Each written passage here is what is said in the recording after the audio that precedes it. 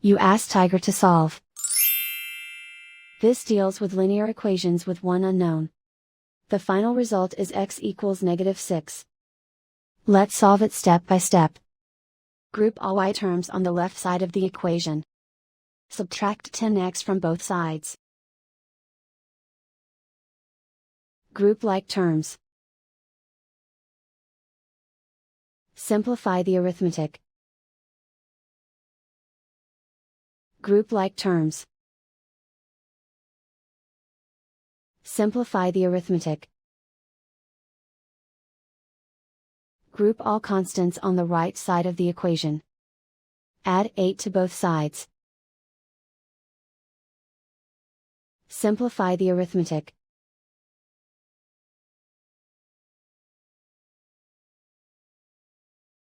Isolate the y. Divide both sides by -4.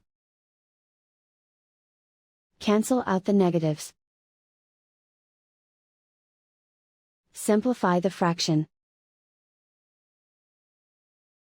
Move the negative sign from the denominator to the numerator. Find the greatest common factor of the numerator and denominator. Factor out and cancel the greatest common factor. And so the final result is x equals -6.